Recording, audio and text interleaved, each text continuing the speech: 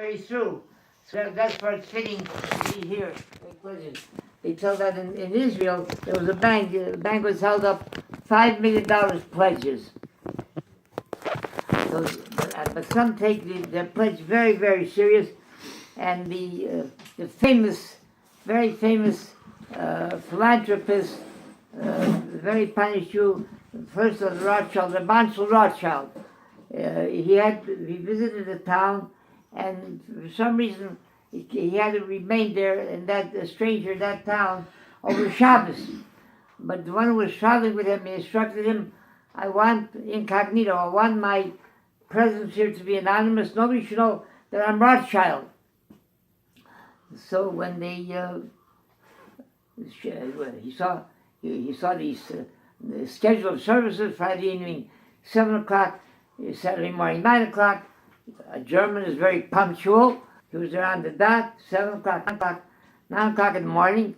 There's quite a turnout in the synagogue, and they don't begin services yet. So it's 9:15. He said, what's the problem? He said, you don't have someone to go conduct the services? What are you waiting for? Oh, they said, we see you're a newcomer here. We don't begin services until we call the Gevir, the wealthiest Jew in town, until he's here. He's not here yet. In honor of him, we don't start. Oh my goodness, you couldn't imagine somebody should have the audacity to keep a whole congregation waiting. Why? Because he's AAA president of Rothschild. Finally, about 9:45, he shows up, and Rothschild had a sensitivity, a way of judging a person. Took one look at him. He understood what kind of a gevir, what his real assets are.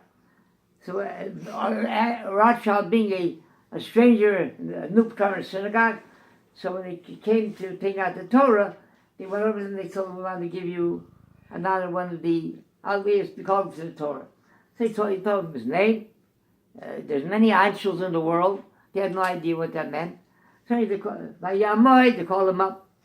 Then when, after he finished his aliyah, they said, Mishaber? I said, yeah.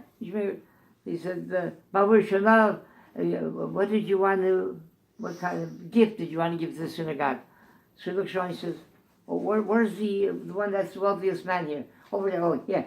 I'm going to give exactly all of his assets. Whatever he's worth, that's what I'm giving. He said, oh, don't be ridiculous. You know what he is? He's the wealthiest man in town here. He said, well, I think I can match him, because my name is Anshel Rotschild. Oh! He said, Rothschild, in our presence. Oh, my goodness gracious. They couldn't finish davening. They're going to build a new mikveh and build a new a synagogue and build a new Talmud Torah. My goodness gracious, what they're going to do with no money. It was all spent already. After Shabbos exits, the stars are out. They're so anxious to get that money in their hands, so they're looking for some kind of excuse to go over to Rothschild, to go to his house where he's staying, where he's a guest. So he come knock on the door. He said, they didn't want him the trouble of coming to them, so they came to him. So they appreciate his pledge. They really could use it. So he said, all right, yeah, I want to give exactly what I made a pledge. I want to honor my word. I want to give exactly what he's worth. So he said, well, they say he's worth 1 million ruble. So he said, how do you know 1 million? Well, that's what they say. No. He said, what they say, what it is, maybe he's worth more than 1 million. Maybe he has more. I want to see his books. He said, don't be ridiculous. He's the wealthiest man in town. A man of such prestige and prominence. We can't ask him something like that. He said, you want 1 million ruble? He said, I must see his books. He won't budge. So they went to the Rav, asked the Rav what to do. Does he have a right to act that way? They said, absolutely. He said he's pledging whatever this man is worth.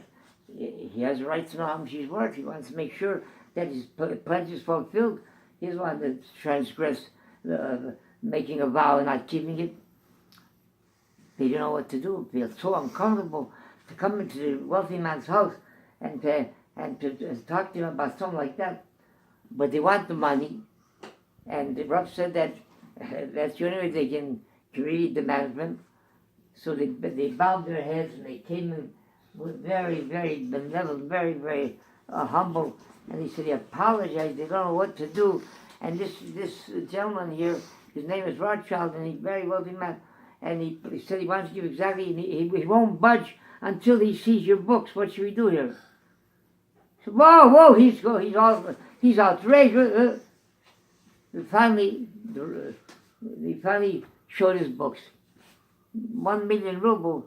He was in debt, 1.5 million. So what people say, and what a person's value is, we really don't know. But there was during the last war, there was a young girl.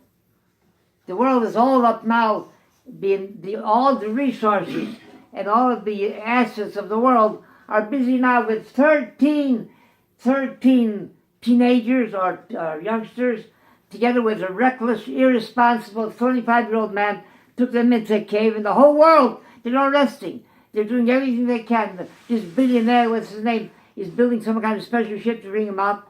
Where was the world when 6 million were being gassed, tortured to death? My goodness, where were they?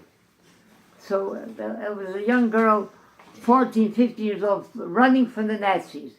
There's much more to the whole story, how her family were finally, she saw her whole family perished, were taken away, put to death. And she was going from house to house, and the Nazis let it known, whoever harbors a Jew, it will cost you your life. She went knocking from door to door. She finally found one door where they let her in, and they said, they're afraid they can't keep her here. If the Nazis apprehend us, see you're here, it will cost us our life. So the 14-year-old girl says to them, she said, are you religious people? She said, we are. Do you have a Bible in the house? He said, certainly. Could you bring it out? They brought the Bible. Could each and every one of you put your hands on the Bible? They put it on the Bible. I want you to take an oath. He said, I am going to leave your house, and I'm going to lie down in the snow. I'm going to die there. I want you to promise me that when you find some Jewish people, tell them that in your yard there's lying buried here a Jewish girl, and please see that she should be buried between Jews. They stood there, all of them, and they looked at her, and slowly, one after the other, backed off. And they let her stay there, and she stayed alive. Today she's a mother, grandmother with grandchildren. Chadani ben Akasha Oimer, Rothschild Kodesh Baruch Hu, Yisrael, the people